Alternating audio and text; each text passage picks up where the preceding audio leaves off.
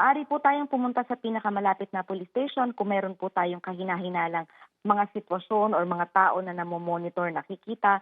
Pwede po tayo mag-report dyan. Meron din po tayo mga pulis na nakakalat po ngayon sa ating mga barangay na pwede ninyong agad na lapitan kung kinakailangan po niyo ng police assistance at maging tumawag po sa 911 para po din sa agarang police assistance na ibibigay po sa inyo. Opo, Major, itong 911, di ba meron pong specific time na kailangan rumisponde po ng mga pulis? Nai-implement na po ba yan? Sa ngayon po, atin pong ini-aim na within 5 minutes ay marespondihan po ng ating kapulisan yung mga tawag po natin sa 911.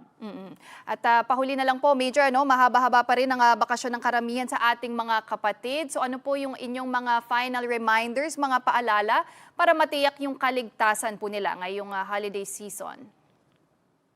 Sa nalalabing araw po ng ating mga bakasyon, ang paalala po ng NCRPO ay panatilihin po ang disiplina at pagiging alerto kahit po tapos na yung mismong araw or patapos na po yung ating mga pagdiriwang. Madalas po kasi sa panahong ito nagiging kampante ang ating mga kababayan kaya mahalaga po ang maayos na pagbabantay sa mga tahanan, responsableng pagbiyahe at tamang pangangasiwa sa ating mga kabataan or sa mga bata.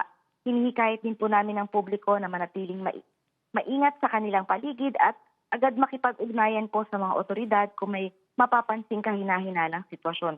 Ang tuloy-tuloy po na kaligtasan ngayong holiday season ay nakasalalay po sa patuloy na pakikipagtulungan ng komunidad kasabay ng presensya at pagbabantay ng kapulisan sa buong Metro Manila.